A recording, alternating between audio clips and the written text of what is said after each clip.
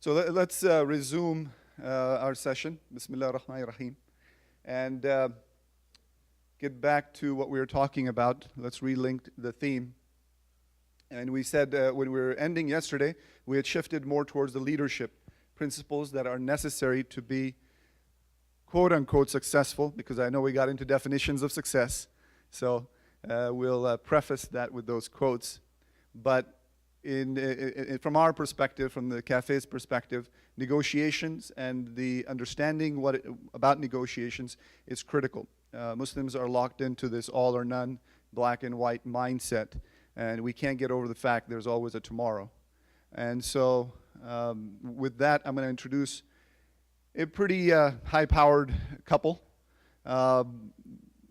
Haroon, Kaleemullah, I'm sure some of you know him, and some of you may have got to see him last night. He was able to join us.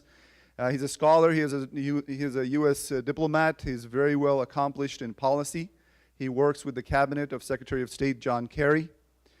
He has multiple honors to his belt, beginning with Harvard University, where he trained in the John F. Kennedy School of Government, and he was the Senior Belfer Fellow, as well as a Fulbright Fellow, Harvard University's Presidential Fellow. This is tiring, man. You're too much. Woodrow Wilson Public Service. Most importantly, he's got his latest 2 books that you can have him sign for you. So he's going to talk about international negotiations and action. And with him is equally competent and qualified as his better half, Ambereen Shafiie, and she's joining him to co-facilitate the morning session. She's an attorney in Washington, D.C. We have some lawyers here, as you probably heard by the remarks. And so she specializes in federal environmental law, international law, and small business law. In 2008, she earned a Rotary Ambassadorial Fellowship from the Rotary Foundation to pursue an LLM in international and comparative law from the American University in Cairo. In 2009, she was the youngest non-tenured faculty member to present research on innovation and virtual labs at the University of California in Berkeley. She also does pro bono work, which means she steps out of her comfort zone to provide service beyond her individual goals. With that, I'm going to hand it over. I think they've got a full pack of stuff for us to go through. All right, well, I'm incredibly honored. We're both honored to be here at the cafe. We've heard so much about the cafe over the years, and I can't tell you how humbled both Umber and I are to be with you among many mentors, colleagues, and this is really here to learn from you. And what we thought we'd do this morning was change it up a little bit and do something interactive. So we wanted to do something, get the energy going. I know we all had a sort of a late night, a very fun night with a bonfire and stories and full program yesterday. And so what Umber and I wanted to do is to talk to you about today something that we're very passionate about. And that is international negotiations, but we want to boil it down into case studies and examples and scenarios to sort of flesh out some of those principles, the things that we work on and that Umber and I work on a daily basis. And so what I'd like to do to start off with, right, is to start off with just a very quick exercise. And if you could, take out a piece of paper and pen right there in front of you, and just 2 simple things if you could do. If you could just write down 3 things that you'd like to accomplish over the next year, okay? You can think broadly. 3 things, concrete things that you want to change or to do over the next year. Think broadly about what those are. I'll give you a minute or 2 to jot that down. I know, especially with the breakfast we just had.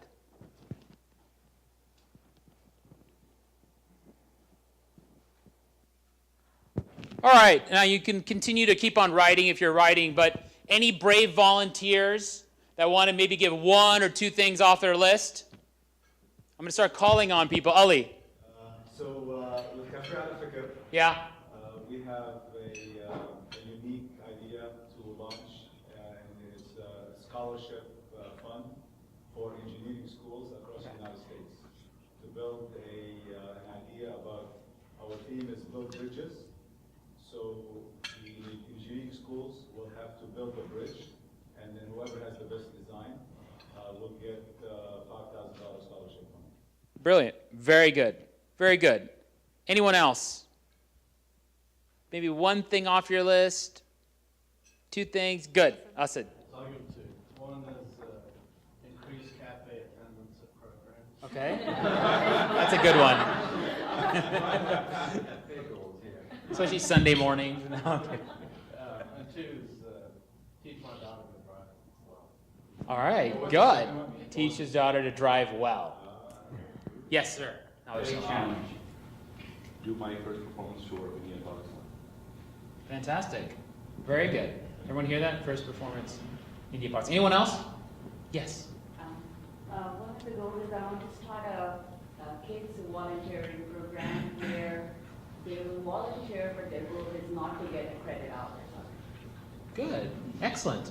So to do pro bono work, get the volunteerism going. The focus should not be to which college to get. Yeah. Good. Very good. Anyone else? All right. Well, you might be thinking, what does that have to do with what we're going to talk about, international negotiations or policy? And actually, I think it's everything to do with it. Because I want you to, first off, to think about what we're going to talk about today with negotiations. Negotiation starts with the goals that we have on our sheet. They're not just, sometimes we compartmentalize and think that it's something else or something we do at work or something that we see out there. But when we're going to talk about negotiations today, we're going to talk about our own personal incentives. We're going to talk about what drives us. And all of those things, whether it's setting cafe on engineering students, getting your daughter to drive well or better, to do on concerts, all of these require some level of influence. We're trying to change. We're trying to move other people. We're trying to get them excited to move in a different direction. Okay? That's the first thing. And I want you to think broadly about negotiations. Because oftentimes we think of negotiations, and my wife's a brilliant negotiator. She has a lot of experience working on law firms. And it's also broader than even that, than what we think of in terms of transactions and our work. It's about building personal relationships, so much of what Cafe is about, and I think premised on. The second thing I think is interesting sort of factoid around why it's important is because, back in 1954, they did this interesting study. So they looked at Harvard University's graduating students. And they asked all of them, they wanted to find out all of them, the question we just did. How many of them wrote down their goals, okay? How many of them wrote down their goals and looked at them periodically, maybe once every 2 to 3 weeks? And what was interesting is that out of that graduating class, only about 3% wrote down their goals in a concrete way and looked at them once every 2 to 3 weeks. Not surprising, younger group of people, not thinking so far ahead of what I'm going to do over the next year. What's fascinating is they go back 30 years later. They track them throughout their careers. They do this longitudinal surveys and studies, tracking them year by year, but how they do. They go back 30 years later, and they have done this longitudinal survey about how they've done. And what they find out was fascinating. They found out that the 3% that had looked at their goals periodically, that had made them concrete, okay, had done better than the other 97% combined by any measure of what you look at accomplishments in terms of what they set their goals out to be. So I can't emphasize this enough. Setting out concrete goals, what we're doing this weekend here at Cafe with the best of intentions is so important in a way sort of looking forward. And they can be, again, in our own personal lives, in relationships, in our work, in our volunteer work, and what we do in the community. Now with that, I want to get into getting your thoughts on what we just talked about in negotiations. I'm going to kick it off, let Umber kick off our scenarios. And I expect a lot of participation, all right? We're here to learn from you. This is the fun part. Hello? Okay. This is the fun part, so everybody feel free to participate. We're going to be calling on people if you don't. So we're going to be talking about the 7 elements of negotiation. Through these next exercises, we're going to highlight each element, make it a little bit more fun. So we're going to scenario 1, and everybody should have a copy of this somewhere on their tables. Okay, scenario 1 is the angry counterpart. So you have been working on a project for one of your company's major clients for over 6 months. The project has reached a critical point and you have a meeting scheduled with this client today to discuss the available options. Unfortunately, when your client walks into your office, he is very, very angry and difficult to talk to. All the attorneys in this room have experienced this. You are unable to reschedule the meeting, so that's out of the picture. That's not a strategy or a solution to this. So the question is, how do you approach your client so as to make your meeting as productive as possible? So your angry client comes storming into your office. I'm really upset with how you handled this. What are you going to do? What would you do? I understand you're angry, and I share your part of it, and we're gonna sit down and talk about it, and I'll go through everything here. I'm gonna hear you out. I don't want to sit down and talk about it. It was your fault that this happened. You're responsible for this. What do I want to do? I want you to fix the problem. I mean, we try to figure out, we've been working for 6 months on this, and you just leave me in the cold, and now look the way it makes me look. Fantastic. We're moving forward. That's exactly. No, I don't want to move forward. I'm going to lose my job. So what do you feel, Dad? Have a seat, sit down, and let's...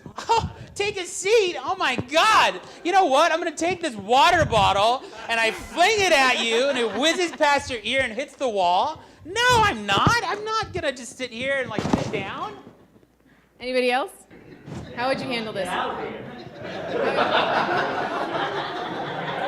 No, you get out of here. It's your fault. It's your Yeah, fault. it's your fault. I'm going to lose my job. It's your fault. Right now. Okay, what were you going to say? Remember what we talked about yesterday. Practice what we talked about yesterday. Below the line and above the line. Talk about that a little bit. Let's see some above the line approaches. Does anybody have an above the line approach? Yes. I think I was going to say that you, and I mean, you can word it any way, but you really want to understand that you're both on the same side, or at least on the same team, and then you try to let them know that, whatever is worrying you, we need to work. But how can we be on the same team when we've been working on this for so long? How could you let that drop? Wait, sorry, say that again? You accept your responsibility because that's the client. And the client is always Right. right. Yes, you always, if you're doing, no, Okay. it may not be true, but you don't. Okay, so we have someone saying accept responsibility. We have someone who's calling the police. But they will. Somebody. What are I'll you? call the police if you keep yelling. And so Sit what? down. I'm not gonna Why work. do you, how do you accept responsibility if there's responsibility if you're not responsible? But no. I mean, if the How do you client know is you're upset. How are you then accepting something has gone responsibility? wrong. You're just saying I'm accepting responsibility? Is that No, what what it is? I'm saying is that why would you even do that if, for example, you aren't even at fault personally? No. I mean, he may be You're irate not over. working with the It is your fault. It is your fault, and I'm gonna lose my job. I think you have to figure out some way to switch onto into damage control. So instead of telling me, tell me what you would actually say. I would say something like, Hold on one second. Let him I finish. would say something like, yes, okay, we're in a mess. Let's focus on what we have to do to get out of this mess. Yeah, let's focus on what we have to do. What did you do that was wrong? That's gonna get me fired now. I think I would try to switch the channel. Like, I would ask him if he wants coffee and then he can talk. Coffee? I do chai. a very I do Middle boba. Eastern I don't approach. do coffee. Oh my gosh. This is a very Middle Eastern approach. Now remember, he threw the water bottle at you, so you don't And want to give him more Palestinian. things to throw at you. So, okay, well, let's move on. Let's talk about what actually so this is look, supposed to great illustrate. ideas. I mean, this is very good, and I mean, what we were trying to get at here is one of the key principles we talk about actually in international negotiations, but I wanted to make this very personal and about maybe our work. Is the key takeaway is sequencing. We oftentimes think about in negotiations, in even our relationships, we think about the end goal, right? And the end goal here is that we want to get to a solution. We really do. As you pointed out, we want to get to a solution. We want to calm us down. But the key in what we look at in negotiations is the process of negotiation. So when I say process, what you do first, what you do second, what you do third is the most important part. And the most important part here, the research tells us, right, and a lot of you were getting at this, is that I'm not in a place where I'm going to listen to you. Right.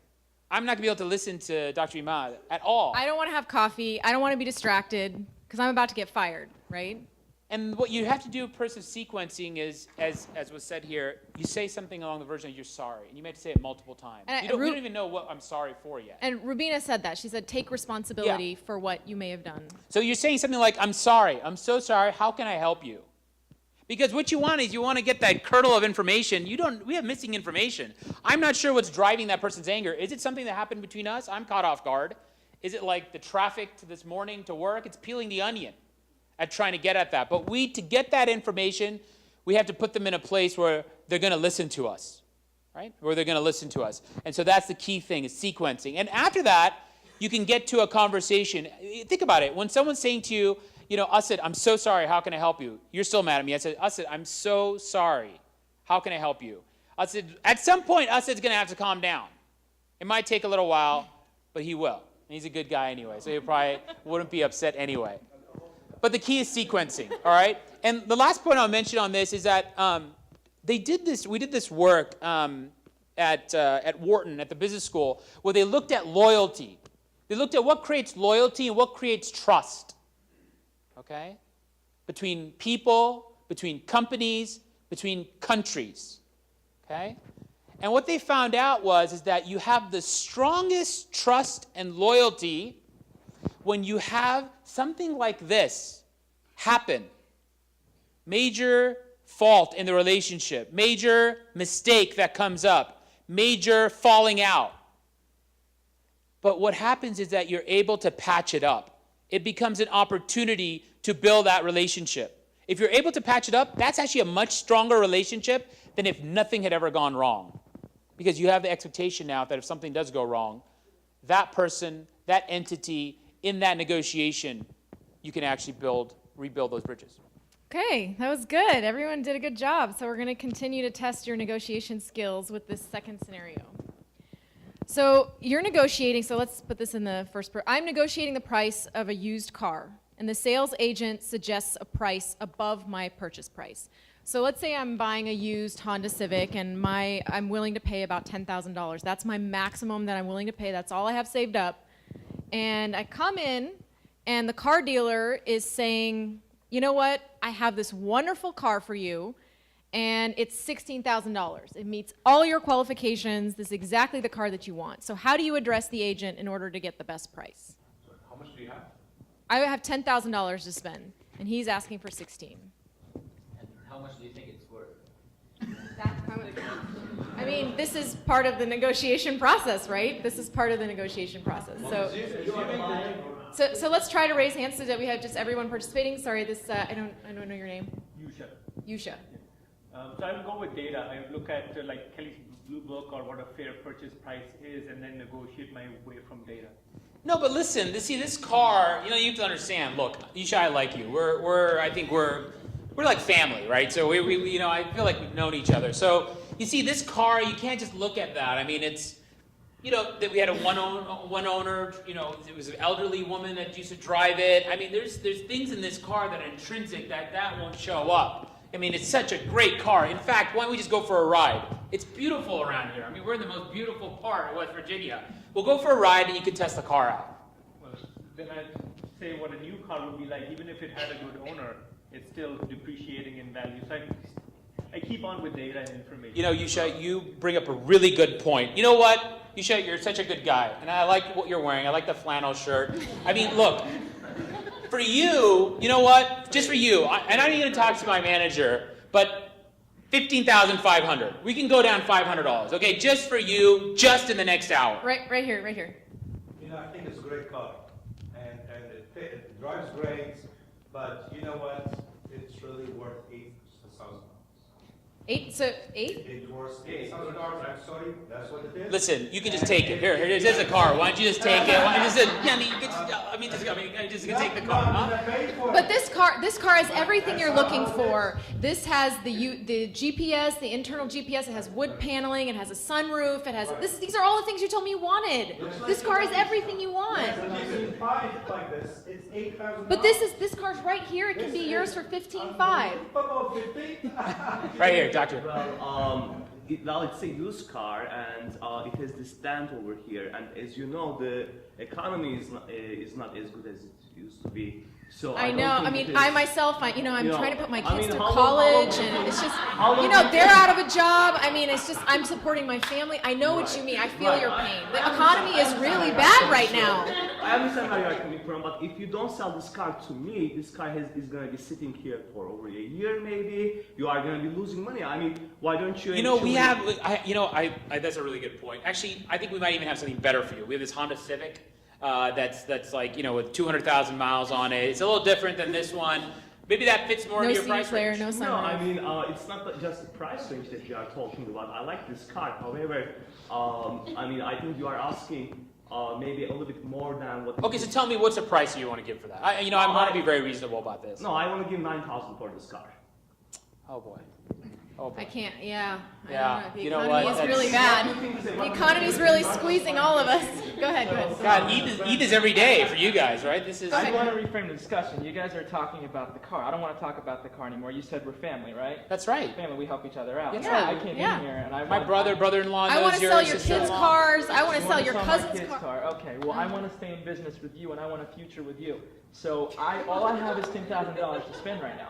You want $16,000 for the car. I can't afford that, but I want to create a relationship. I may be developing something for the future, maybe my kids, my brother, my whatever. Very good. So All right. can good. you please work with something that we can... Okay. That's good. Okay. Good. Yeah, that's good. Anyone else? Come over here. Yes, sir. I would establish that I like the car. Yeah. I'm very. And we like you too. Okay. I'm very interested. Exactly the car is. I like the options. I want to work with you to establish a relationship, but the current budget that I have is 9,000. So I want to work with you to work with me to sell me the car or find some financing or whatever. Perfect. possible that- We'll do 9,000 down payment. We'll finance the other 6,000. All right. So the key thing here, and this is great, really good. That was really ideas. good. Very, very Your good point was ideas. really good. So it's interesting. Simple example, yes. But what we wanted to highlight was two things. One was, intuitively, this is what we call high-low model. And surprisingly, this is how most of us look at, oftentimes, negotiations when we're negotiating on price. We have done studies on this, whether we're talking about buying a car or whether we're talking about U.S.-Pakistan relations and coalition support funds. It is high-low model. What is high-low model? It has two faults in it. One is that the middle is arbitrary. We think the middle is fair, but it's entirely arbitrary. It's simply dependent on what I started out at and where you came in at. There's this sort of interesting pressure to get to the middle because that's where we feel is a zone of agreement. But the middle is arbitrary, okay? It's entirely arbitrary. The second key thing out of high-low model is that even if we get to the middle, remember the middle is arbitrary, it's like pulling teeth. You go down 500, I go up 500, we keep on going back and forth. It's painful. And both of us barely budged on our prices, so It's painful. You don't want to deal with it's that not person efficient. again.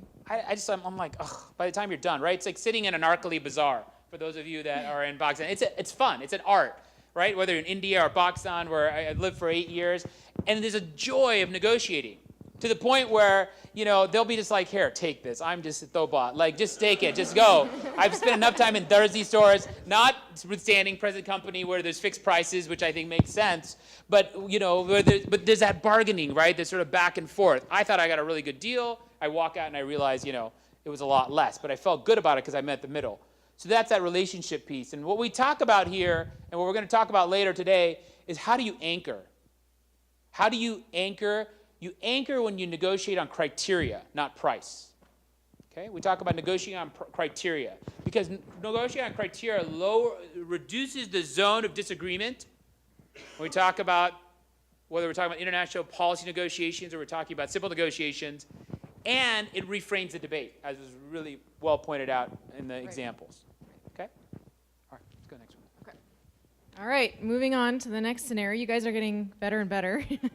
Let's see how you do with this one. Okay. So you and your significant other, this never happens, are having the same argument that you have had many times in the past. Your significant other always pushes the same argument despite the fact that you've given him or her a number of counter arguments. So what do you do to resolve the situation? We want to see how you do it. Yeah, that's a good idea.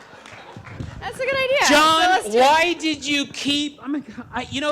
In the sink, there's all these dishes here where they're left soaked. I mean, I did the vacuuming and I cleaned the house, but why couldn't you have finished doing the dishes? John, I do the dishes all the time. I came in, I was late from work. I had so much work on my plate. I took the trash out. I picked up the clothes. I did the laundry. I made your lunch this morning. I mean, Oh my gosh. I had so much on my like something plate. stuck now in the drain. It's like a whole mess. It's smelly. The dishes are still not they're It's not fine, washed. it's fine. It's no big deal. I'll do it now. Really technically was come on, the dishes are still in the sink and they're not soaked. You should have done it. I know, but I do a lot of things for you, and a lot of times you forget really to do the should have done chores, and I end up can't doing believe that them. you didn't do the dishes. I'm a always lot of like, times you forget to pick oh up your my clothes, you gosh. forget to do I went this, to go you forget visit to your do mother-in-law that. in Kansas, and like I visit I'm wearing this I visit ridiculous your mom. jacket. It's just like I visit your it's mom every like- weekend, so Yeah. so somebody jump in and Yeah. help What's us going on here? What- What's going on here? Clearly, she hasn't done the dishes. That's Clearly, the main some of you have a lot of experience in this area Yeah. because By the way, it's all you hypothetical. seem to be, It never happens. It's you just know, hypothetical. Yeah. filled with responses. Turn off the TV and the game and go and watch it. And so turn off the TV, turn off the game, go do what you want to do. Just give. So basically that was distracting. Let's not talk right now. Giving him, yeah, let's not talk right now. What You're else? not hearing what I'm trying to tell you. This is a very interesting point Good that you point. made. Anybody else? I know some people are afraid to speak up because.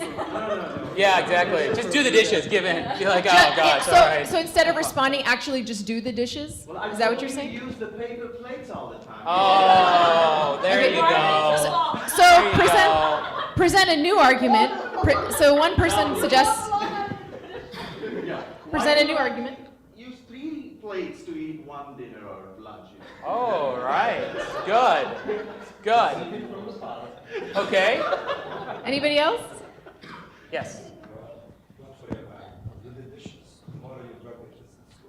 Oh, negotiate further for more. Wow. So something you were already supposed to do, now you're going to present it as an additional.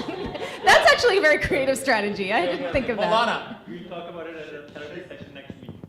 At our session. Oh, That's okay. good. Now we're in couples Milana with all the counseling, possibly for experience. this- With all this the reason. experience. Shame on you, Haroon. Stop whining and wash the dishes.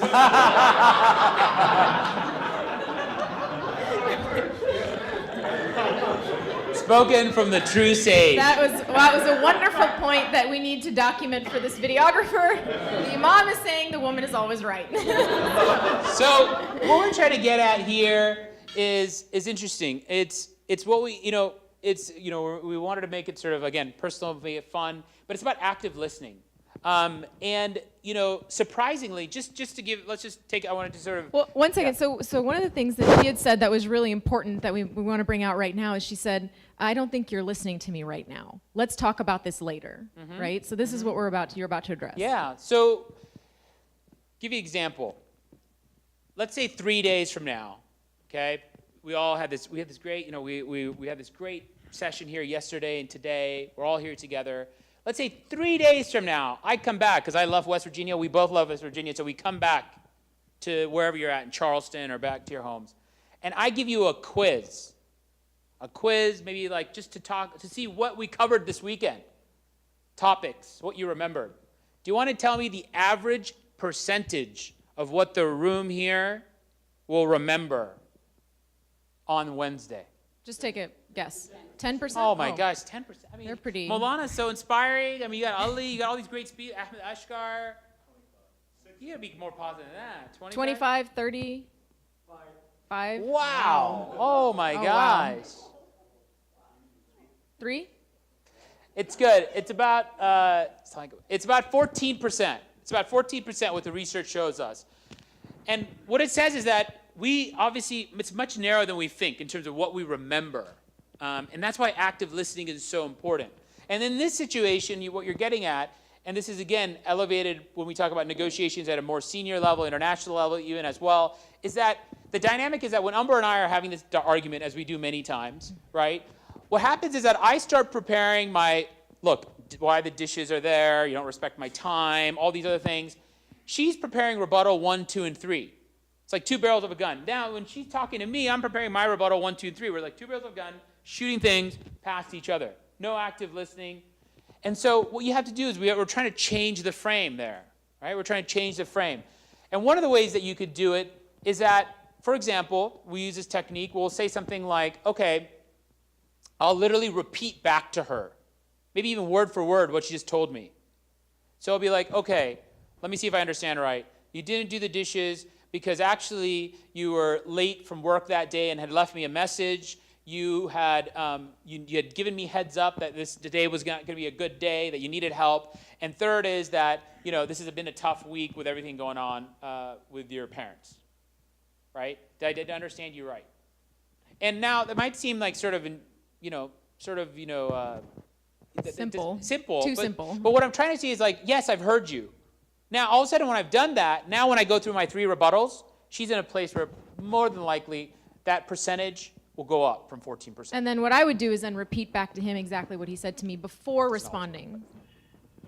But the repeating back does not really mean you listen to the person.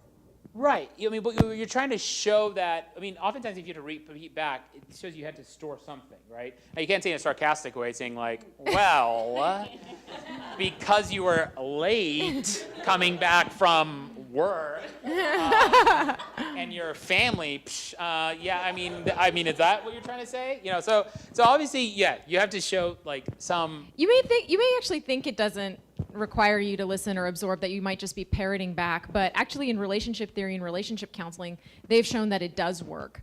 It does work, and that's what counselors do with each other, and that's when they counsel family members, that's what they tell them to do, because it forces you to stop and step back from your opinion for just a moment, and it gives your mind that flexibility to hear the other person. So, yeah. One more point, and then we're going to move on. Sometimes when you do that, you kind of say, are you listening to what you're saying? Yeah. You know? Yeah, exactly. Exactly. That's one. Yes. Usually when this happens, both each other arguing, it's carry a little bit of stress and anger. Right. So a person needs to have a lot of discipline to do that. Right.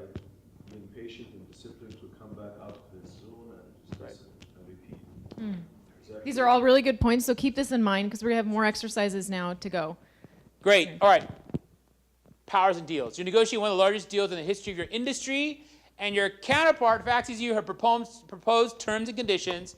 It appears to you that this is an attempt by your counterpart to gain an advantage in the negotiations. In her fax, she suggests a 3-hour meeting to discuss the terms. All right? Big deal, a lot on the line. Your counterpart, the CFO at the company, sends you her terms and conditions, lays out the opening salvo, 3-hour meeting. Do I respond? Do I not respond? I respond and ask for more time because Okay. that's on her. Okay. On her. So how much more time? Well, obviously you will say, hey, we'll get back to you in the next 1 hour to tell you what's a comfortable time to Okay. discuss this. Good. Yeah. Good. All right. Get back 1 hour. Buy some time. All right. What else? Yes. Fax back, counter terms, and agree. Okay. Fax back counter. Okay. Good. So include some of her That's good. terms. Send it back. Accept the meeting. Okay. Good. What else? Yeah. You said clearly you're out of touch with reality. You still use fax. Yeah. Exactly. You don't send email or like you don't use Crackberry. Yeah. Okay. Good. What else? Yes. I'm not sure if this was brought up already. I think it was to some degree, but I would address the point, say that I need more time to talk about it. But address 3 or 4 big points that she discussed, so that she has an idea that you are in fact listening, and that you are going to address what she thinks are big issues. Yeah. But you need time to reflect. Good. Okay. Good. So you're sort of buying yourself a little bit of room, but also making sure that you've read through the proposed terms. Good. Yeah. So one of the things we wanted to just out of here is that what we talk about is agenda setting. One of the key things I wanted to get across to you is agenda setting. And what I mean by that is that most of the times when we do meetings, we don't think about, again, process and sequencing. So for example, in this type of thing, this person is just saying like 3-hour meeting is clearly a power move. It's trying to sort of lay out terms. We may not need 3 hours. It's sort of arbitrary. Why do you need 3 hours? It should be just as long as you need. 2 hours, 5 hours, as long as you need to time to finish something. But that's somebody's trying to sort of take opening sort of control. So what I oftentimes do, what we often do, the research says, is that I would take her proposed terms and conditions. I might fax it back to her. right, including some of them. But more than ideally, what I'll do is I'll agree to the meeting, and before the meeting starts, I'll say, look, we have a lot to discuss today. We have quite a bit to discuss today. And I got your proposed terms and conditions. I've written them all down here in an agenda about what we want to cover. I've included all of her terms on here, and I've included some things I want to talk to. And I'll say, does that make sense? Does this seem like a good roadmap to talk about today for our discussion?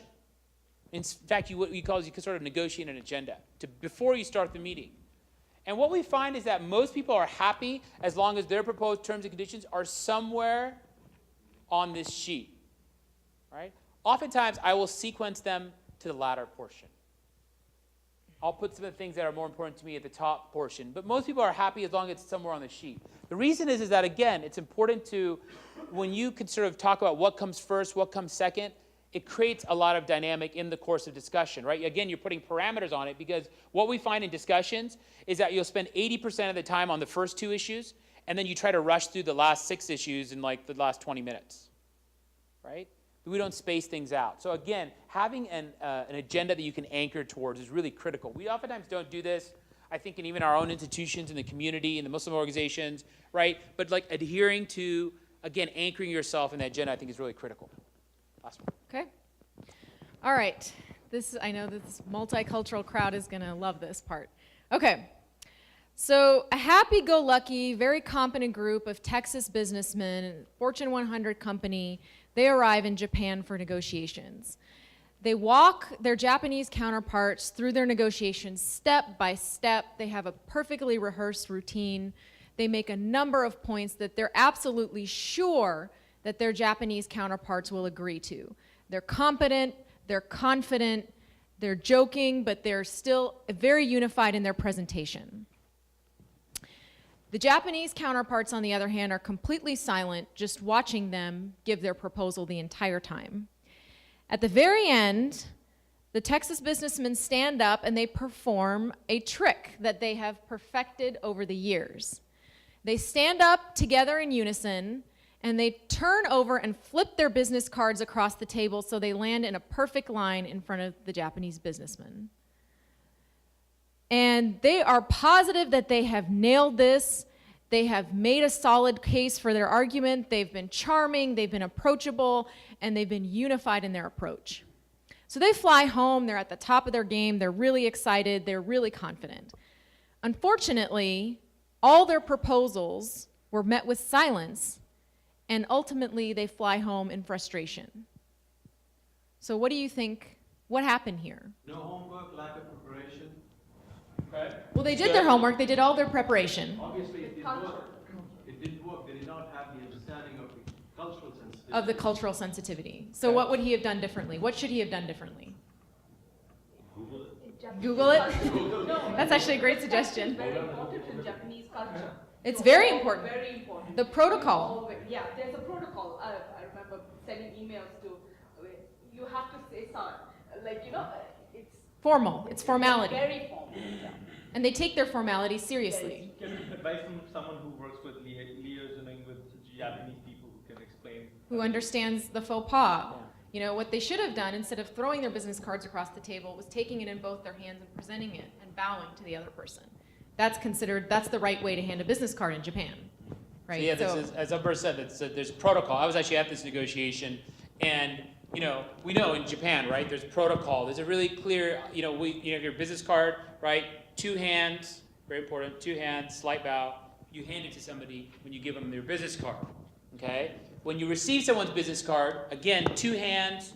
Look at the business card when you receive it, okay? Never, never, never put it in your back pocket, right? It's like sitting on someone's identity. Americans do that a lot, right? We throw it in the back of our back pocket or something. Always keep it in your hand or put it in your front pocket, right? Now, the thing is that there's different, and if we had a lot more time, we'd go over this idea of cross-cultural communications, but we look at like egalitarian versus hierarchical cultures. We look at direct versus indirect communication. A lot in Southeast Asia, South Asia, right? It's indirect communication. Like if you're in India, Pakistan, like you ask somebody to do something like, sure. You're like, yes.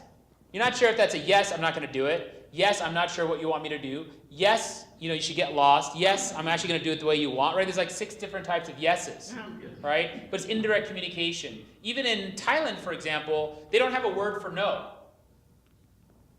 right? In some cultures, they actually don't have a word for no. So, in Japan, silence is a big thing. And it's really uncomfortable for Americans, really uncomfortable. Because in America, we have a natural audio rhythm of about 6 to 8 seconds. So if us and I have a conversation, and I go silent, and this works especially well over the phone, right? It's like the Verizon computer. Hello? You still there? You still there? You think something's gone wrong. You just go silent for like 6 to 8 seconds. Someone's like, feels a need to fill the gap. And the Japanese are brilliant. Their natural audio rhythm is like, they can be upwards of 22, 25 seconds of silence. Processing. And they can just be processing. It drives Americans crazy. And what happens in negotiations is that Americans typically fill the gap because they want to break that audio rhythm. So when you fill the gap with information, you typically give more information. So I remember in a negotiation similar to this, they presented a great negotiation, they were silent. So we assumed that silence to be that they're not happy. So we made the offer even better. They're still silent. So we're like, oh my God, these guys are so good. We made the offer even better. They're still silent. Finally, we put everything on the table that we could have maxed out on, right? And then, they accepted it, but they were like, we would have accepted your first proposal after we talked to them later on. They were just like processing it. But again, that was the idea that sometimes we're not comfortable with indirect communication. I like that agreement-to-spouse negotiation. That's awesome. That's a good point. That's a very Good keen point. observation. I had one actually observation about this compared to the car shopping Yeah. that you did, and weirdly enough, car buying is actually one of the things I really enjoy doing. In cross-cultural stuff, you've got, there might be a hierarchy, but there's also the cultural sensitivities of 2 groups that you're trying to negotiate, whereas in a car buying model, most of us end up buying 5 or 6 cars in our lifetime. Right. Whereas a car sales manager is selling 200 to 300 cars a month. That's right. And so I think that issue is also really important, and I think it comes up in our professional life if, let's say, you're in a university and negotiating with a dean, where you might do that 4 times a year, and she does that 250 times a year. Right. And, so I think That's a also great point. being mindful of how there's a gap in the frequency That's right. and the level of skill That's right. that we need to have, That's a which very is not good always equal. We talk about salary negotiations. We talk about, that's an excellent point. I just had a question. I mean, obviously, in any negotiation, there are 2 parties. Mm-hmm. You can't expect one party to be culturally, sensitive and not the other. I mean, I guess in any negotiation, there's always one party wanting or needing it more than the other. Mm-hmm. Is it always that, you're obviously expecting the Texans to be more country sensitive to the Japanese, but what about the other way around? Why are we not expecting the Japanese to understand that for Americans being silent is very uncomfortable? Maybe they should have been expected to be more country sensitive the other way. Mm-hmm.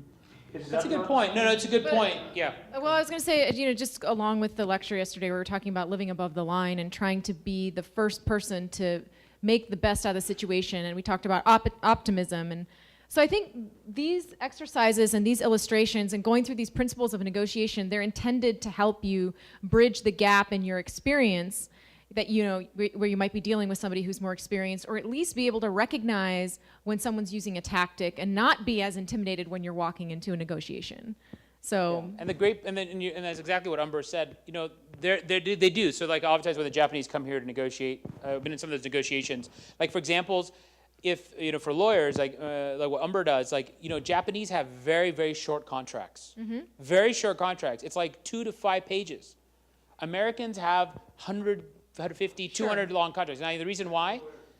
It's more of a cultural thing. Well, the I Japanese, think. what the Japanese do is that they feel that we have trust. And so they don't need to put it on paper. And that you have when you make an agreement, you're going to honor it, and that you understand the man that you're or the woman that you're negotiating with, so they don't think that you're going to find loopholes and in ways the around American it. context, we have to put every contingency of what might happen. If you do this, you lose this. If you do this, you do this. Right. So we put everything on paper because we feel that's what protects us. Right. So it's a very different way of looking at it. And the Japanese have to conform when they come here. They have to have long contracts. Go ahead, Said. Just to follow up on Adil and what you're saying. So we don't have control over how the other will react. Sure. So we have control over what we can do. Right. And so I think that's the point here. So the Texans and the Japanese, in this example, the issue is let's look at it from the point of view, what is within the sphere of my control, and how can I rise to that? Right. So we talked about living below the line, right? You can either be a victim of your circumstance and say, well, I was negotiating with Japanese businessmen and they didn't respect my culture, or you can live above the line and you can say, well, what can I do to make this situation the best that it can possibly be, you know? So this is Isaac for the community. This is a great example of what we should be doing to integrate, because the American culture is it's a low context culture, which means that, for example, they don't like silence, and we are more of a high context culture. So, and if you don't understand, comprehend those two concepts of low context and high context, you read a couple of books or Google it and understand what, as a South Asian or as Middle Eastern, what your culture is, and how you communicate with your colleagues and your fellows here in the States.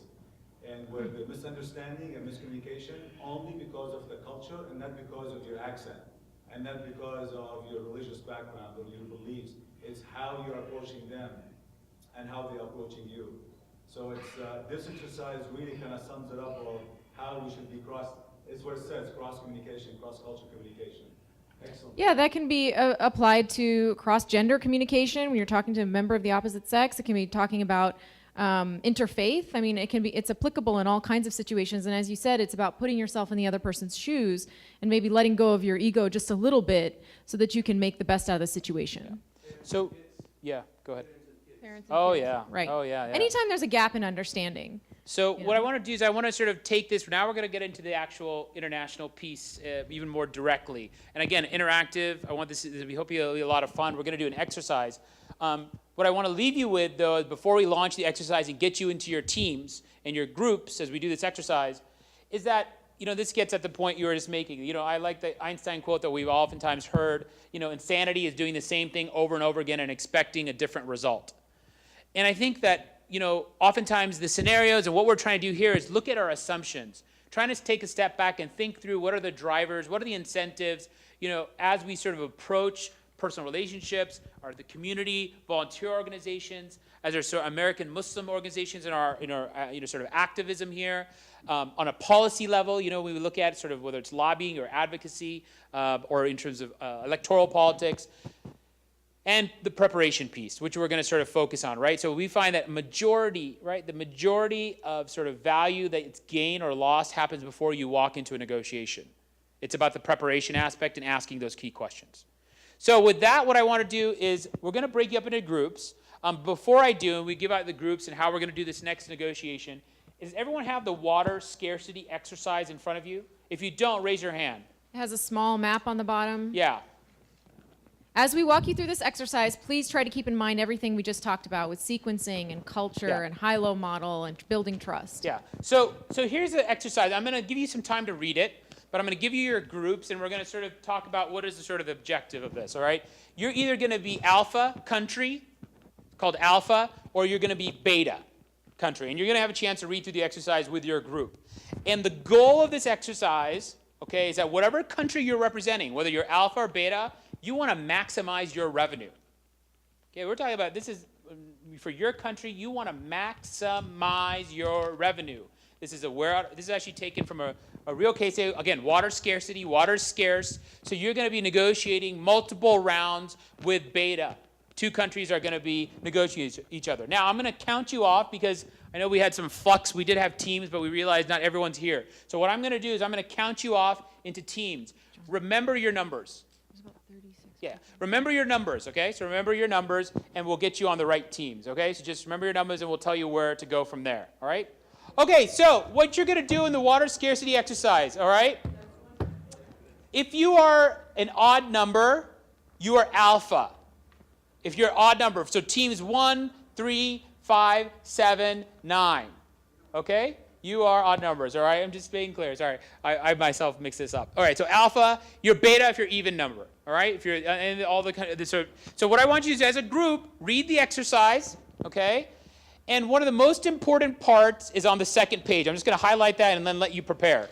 On the second page is a payoff chart.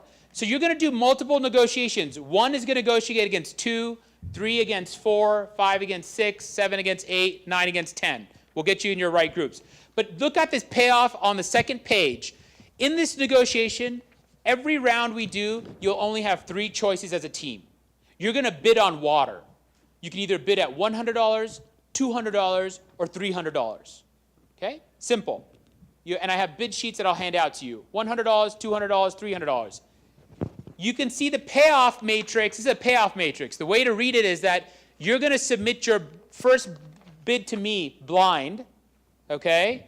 I'll get the bids from the other team, and you're going to see what the payoff is. So, for example, if you bid $100 for the first round, and your counterpart also does $100, it's that corner box of 500 is your payout. Does that make sense? If you're alpha and you bid 100, you go to the end of that payout box, and you go down if you're beta, and 500 is your payout. Let's say as alpha you bid 200 for round 1, and beta also bids 200, your payout is 800. So the goal for this exercise is that you want to maximize the revenue for your country, okay? And you want to keep track of your revenue. Okay? We're going to do multiple rounds of this negotiation. So go ahead and read the case study, and in about, what time are we at?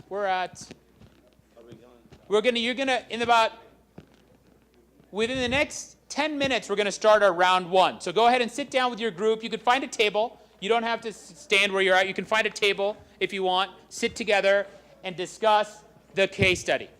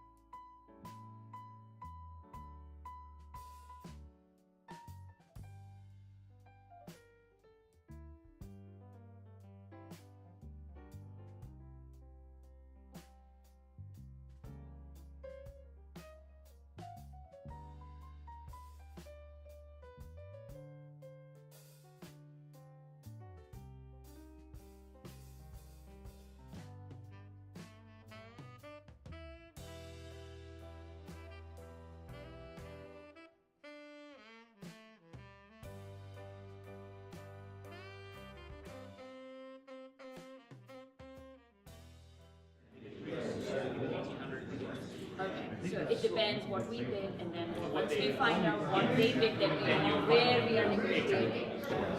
All right, so we're gonna start collecting bids, all right? So come up to me and give me your bid for round 1. Hold it, come up, give it to me so we can record it, okay? It's not. All right, so you now know what your round 1 revenue is. After you look at their bid, you know what your get ready for round 2. We're gonna move right to round 2, okay? Remember, your goal is to maximize revenue. Yes? So we want it for this week. Yes. So for the next week, now we'll do the next one. Yeah, next bid, same, 100, 200, 300. All right? So we might put $15 That's, you guys are already made 1,500, yeah. Now you're gonna continue to accumulate. So keep track of your revenue, okay? Get ready for your round 2 bid. Round 2 bid.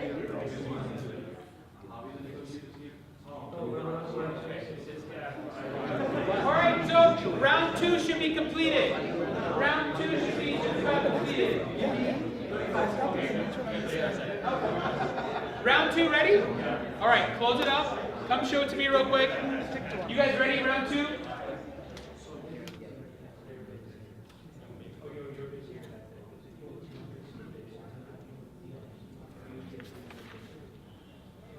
Yeah. All right, so for round 3, you can elect to send one of your emissaries or ambassadors into the hallway to talk to one person from the other team. You don't have to. You'll have time to come back and discuss with your group. You can choose to, but if you do, you can go out in the hallway and discuss right now, okay? Before you submit your round 3 bid. Yes? What's that? How many rounds are we with multiple rounds. All right, just to clarify, you can send your emissaries, and keep in mind the following fact, that for round 3, whatever your revenue is doubled. Whatever you get for your revenue for round 3 is doubled on the sheet. So if you got 500, it'll become 1,000. If you get 1,100, it's going to become 2,200. So remember that. Round 3 revenue is doubled. Well, the problem with the 200 thing is... All right, you should be getting ready to submit your round 3 bids. Hopefully you've had a conversation with your counterparts.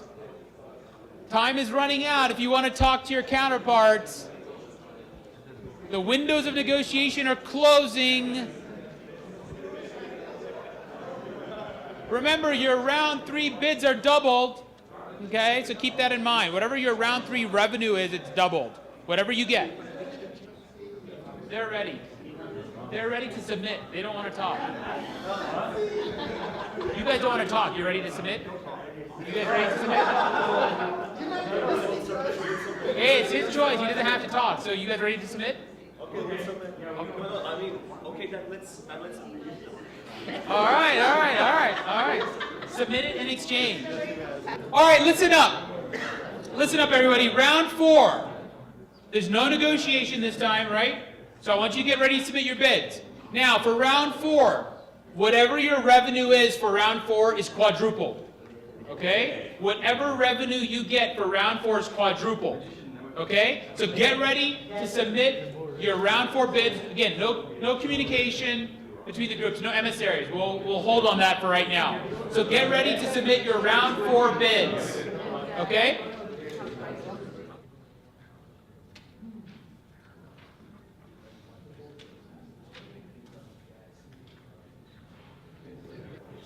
All right, I want you to get ready to submit your round 4 bids. If you go ahead and exchange them for round 4. We're going to get to round 5. All right, round 4 ready? Go ahead and exchange. Yeah, go ahead and exchange. Remember, whatever your revenue is quadrupled for round 4. Okay? All right, everyone's done? Everyone's completed round 4? Perfect. Okay. Here we go. Okay, you guys go ahead and record what happened, huh? Okay, here we go. 4, round 5. You can now, again, I'm giving you a small window of opportunity for round 5. You can send one person of your delegation out to the hallway, okay, to just talk. Now, keep in mind, here are the rules for round 5 and round 6. Round 5 and round 6. Yes, here are the rules for round 5 and round 6. Your revenue, okay? Your revenue, if it's the same, if you get the same revenue for rounds 5 and 6, your total revenue is multiplied by 6. Okay, so if you get the same revenue, right, for round 5 and round 6, you multiply it by 6 times for your total revenue. Now, you'll be able to negotiate. You'll be able to negotiate. So what I mean by that is that if you choose either 300, 300, 200, 200, or 100, 100, your bottom line will be multiplied by 6, meaning your revenue for that round. Right? So if you both bid 100, 100, you'll make 3,000. Okay? You'll be able to meet before round 5, but not before round 6. So go ahead and you're going to submit your bid simultaneously for rounds 5 and 6. Okay? If you want to negotiate with your member out in the hallway. It's up to you. If you don't match, That's right. If it's different bids, not multiplied by 6, it just stays as the existing revenue on your sheet. okay.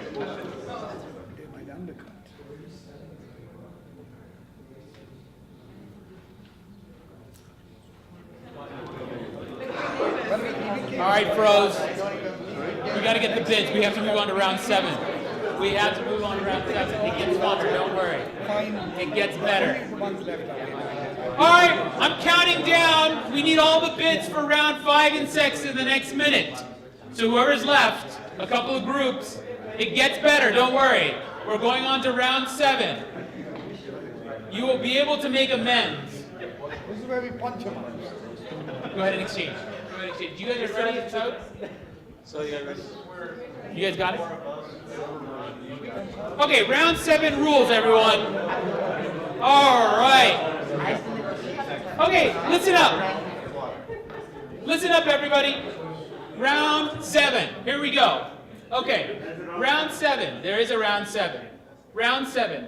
Now, you are able to communicate before round 7. If you choose to communicate, you have to send somebody that you haven't sent out to the hallway. Okay, it has to be a new emissary if you want to communicate.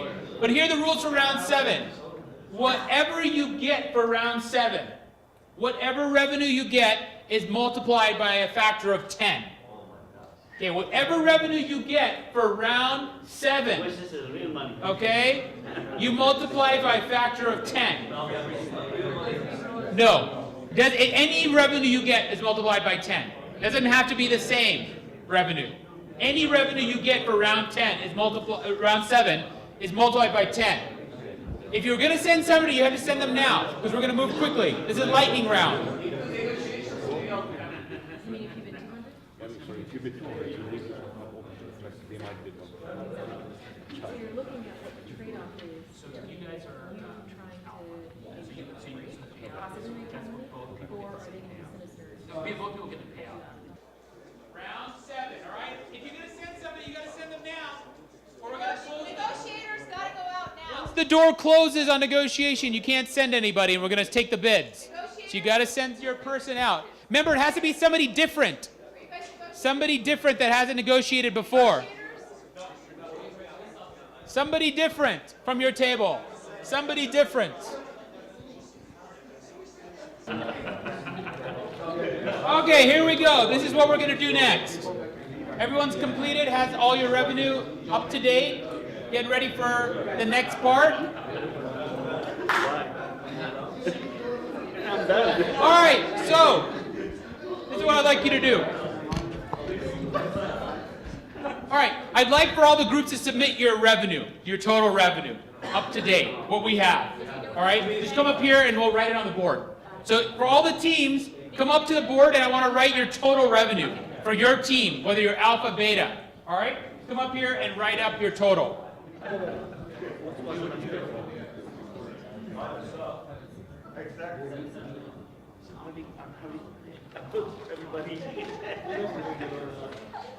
As we sort of, as everyone's added up their totals, I want to talk a little bit about it. We want to walk through, as we talk about the process of the negotiation, we have a lot to talk about.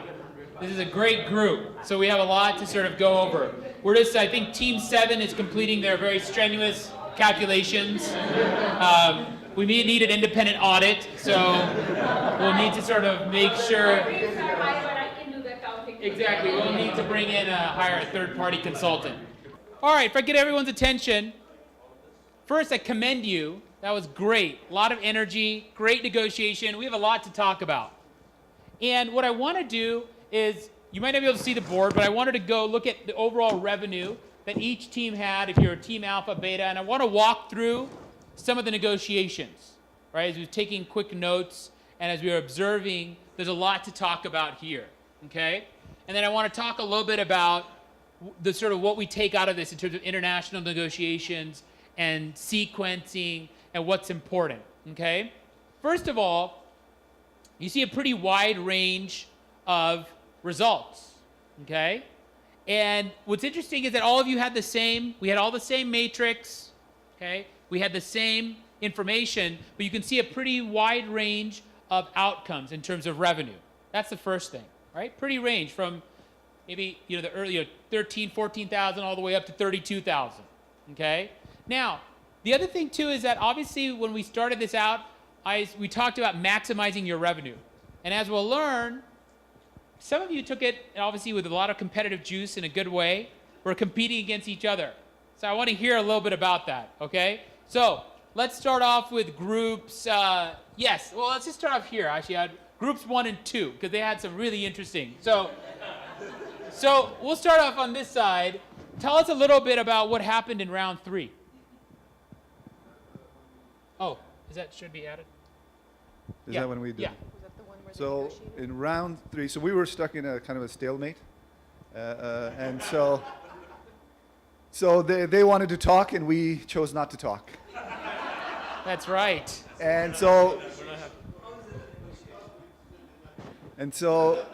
but the logic was, which was probably the flaw, which is probably important, was, well, we thought we knew how they were going to go.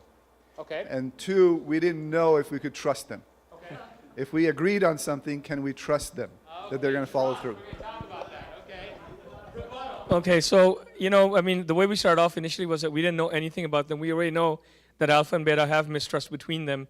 They've had a war in the past, and because it was a blind negotiation, we went with the least, you know, we went with the lowest price of 100 because we didn't want to be undercut. And that's what we did with the first 2 rounds. In the third round, we wanted to negotiate because we felt, and, you know, I know that there was a risk that if we negotiated at a higher price, someone can go back and lie to you and do that, but we felt that we would stick with whatever price we had and try and build an honest long-term relationship, because if you want to maximize your revenue, it has to be long-term. Right. So we wanted to negotiate round 3, but we were asked not to. And, so you didn't have willing partners, or you were asked not to? Okay, all right. We're going to talk, okay, I'm going to move to group 3 and 4. Fazal Saab, and I want you guys to talk a little bit about what you guys were doing here. You guys had an interesting experience. So to walk us through, what were you guys, in rounds 3 and 4, tell us a little bit about what you guys were thinking. Well, to start off, we looked at this wonderful matrix that you drew, and we noticed that if you bid 100, there were 2 advantageous situations, really only 1 bad situation. So we adopted 100. Obviously, they were thinking along the same lines. And when the negotiation came to be discussed, then we put in both legal threats and physical threats on the table. And so once we had all the threats in place, we worked together and we did pretty well. Yeah, so tell me a little bit, how did you guys come to come to that? You know, I think we went safe and build trust. Right. We tried to build trust together. We tried them the first time. We said the first time they screw us, then we screw them. That's right. Good. One thing I want to point out, we find in the research is the following. It's what we call, you know, part of this is game theory, and we're talking about international negotiations, but one of the key things is what we call path dependence. Right? Well, it's not price fixing, path dependence. We'll talk, don't worry. We'll come to you guys. You guys are in and of itself, we could do a whole session. So path dependence means that the early rounds mean more than later rounds, because the early rounds are signaling, right? You're signaling to the other team, even though you can't converse with them, your bid says a lot, right? In the first round, the second round. What we find is that early rounds matter more than later rounds, because when you're trying to build trust, once it gets broken, right, it's like this. You're moving a lot of the early rounds, and then as you get to later rounds, it becomes much more narrow. It's much harder to rebuild that later on, right? So that's this idea of path dependence, because in this matrix, what you're looking at is that, for those of you who study game theory or economics, you're looking for the Nash equilibrium. What you're looking at is where's that zone of where you can both maximize, right? And there are ways that you can both equally maximize revenue without it being zero sum. But getting there is not easy. And with that, I want to turn to groups 7 and 8 to tell a little bit about their example. All right, I want to hear this. Go ahead. Okay, we'll let Farouk start off here. All right. Walk us through this maze. Well, I think we started very, very well. Like Fazal said, we had the trust, and we said, well, $100 seems to be the price to go with, and there was a trust developed initially. Right. And we saw that they did 100, oh, fantastic. And then the next thing, obviously, to do was price fix and go to 300 so that we both gain. Right. And that's where the problem started. Yeah, the magician. Hold it right there. Problem started. Rebuttal. All right. Problem started. Okay, go on. The magicians cannot be trusted. Oh yeah, we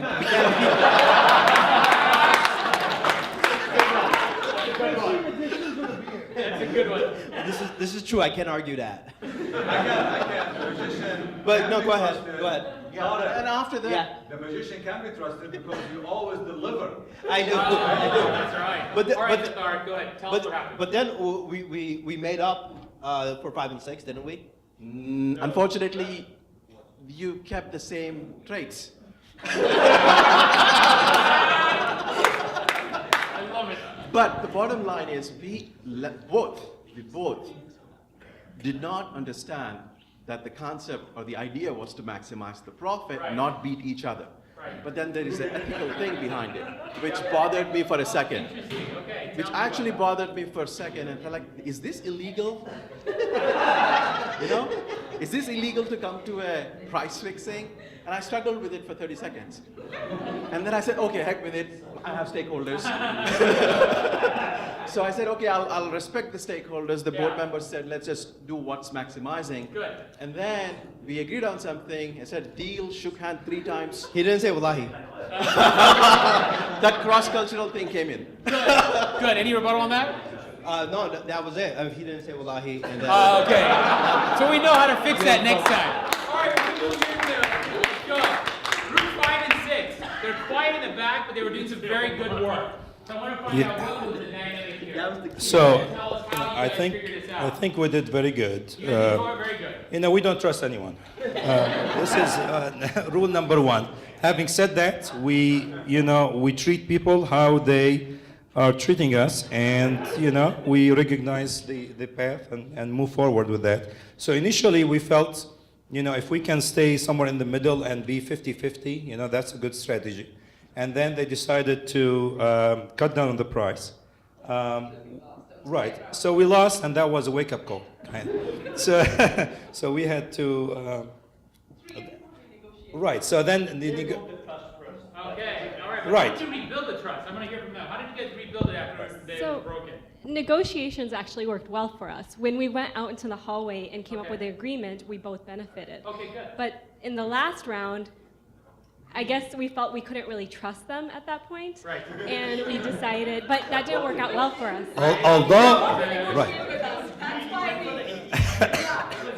So defaulted. They defaulted on the. we couldn't trust them. Right, but there was no indication from our part that we're not going to do that.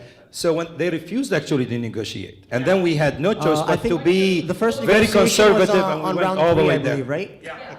So we knew we couldn't agree on anything. So All right. we just decided That breaks our heart, we're by the just gonna do what we have to do. So we're not gonna go ahead with whatever we discuss. All right, good. Very good.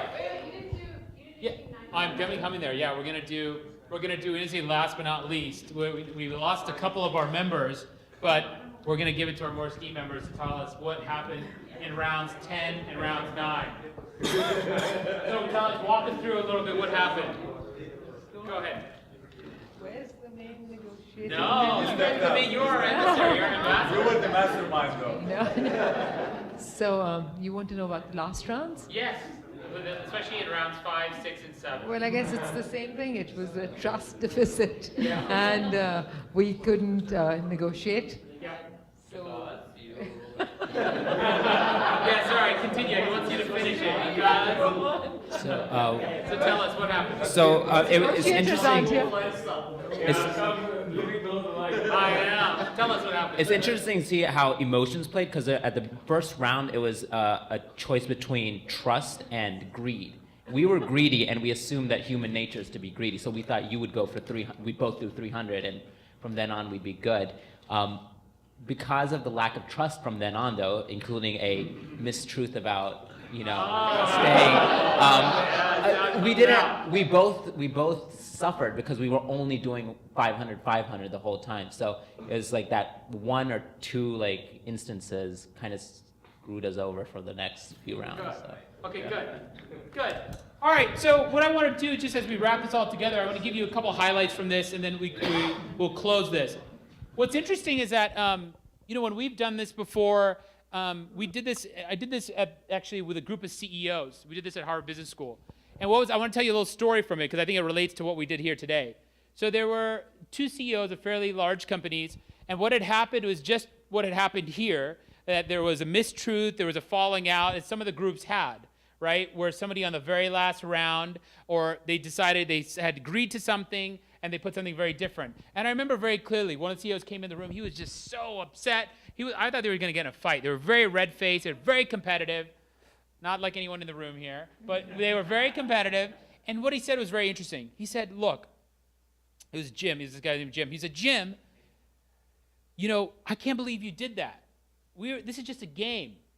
Nothing is on the line, all right? And you went ahead and did that.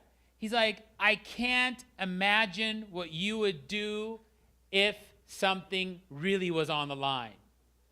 And that's what I want to leave you with, is that when we talk about international negotiations, the research shows us that the incentives, when we actually put real money in this case, we've done it before, when we put real things on the line, the incentives to defect go up, okay? Which tells us how hard it is to build trust. Very difficult. And sometimes you have to think creatively about incentives to build that trust. We talked a little bit about, Umber and I talked a little bit about in the scenarios, but some of those tools of incentives, sometimes you have to tie your hands. Sometimes in this exercise, you have to sign it in front of each other and hand it in together, right? Because the incentives to defect, even when you go back to your own stakeholders, right? Your team think, group think says, well, let's go in this other direction, right? It might push you. So all these examples we find that replicate themselves when a lot bigger things are at stake. But this is, I thought, it was great. You guys did very good. But I think it's even more important as American Muslims. As American Muslims in our community, it's so important that these skills that we talk about how to build trust, path dependence, looking for those zones of what we call win-win. It's that win-win's not a fragment. Win-win on this game is 300-300 or 200-200, right? That's the optimum. But how do you get there? How do we get there as a community? And I think that's the question I want us to leave with, is how do we work together to solve problems in our community? Right? We talk about faith in action, but this is what it's all about. So both Umber and I want to thank you guys. This is incredible. We want to say thank you to Cafe Fikr for allowing us the opportunity to give you guys these skills, and just thank you so much for being great sports and participating. Everyone did a really great job. So thank you. Thank you, guys. This is something, the take home from what Haroon just said is, this is not a game. We are failing as a community and globally because we don't understand that negotiation is a process. It is not just an item. It's not positional. It is about understanding your interests, understanding the interest of the other, and what will together bring you greater benefit. So it's all about the how, the process of negotiation. And we get stuck on positions. And that's what Haroon earlier had brought out with that car salesman. You pick a price and you're stuck at a price. What are you really interested in? So we need to start thinking as a community, what are we really interested in? We want to be better off. We want to be respected. We want our words to mean something. And so in order for that to happen, we have to understand the other, what their interests are, what their fears are, and how do we build that trust. So negotiation is a process, and that is very, very important. So it's not about somebody got 20,000 or somebody got 13,000, or what the other person got. Is did you together optimize what you could have potentially had? So we were doing the math and we realized we could have done better, but we learned in the process our mistake and corrected that. And so rectification is very important. Let's take a break. We've basically, so we had a session about open forum. We're going to skip that. Haris was going to do leading as an American Muslim. Unfortunately, because of the things that you've heard about Oklahoma, he was pulled away into that. But we have somebody here, Saif Inam, and he's going to talk about Haris's session. But we're going to take a 5-minute break, get some coffee, come back. I forgot, what's the checkout? I think we should be good until our retreat's over. Yeah, I mean, that was our understanding, but if somebody can just confirm that. But our understanding was we're good until about when the whole thing ends. Okay, 5-minute break, and let's reconvene.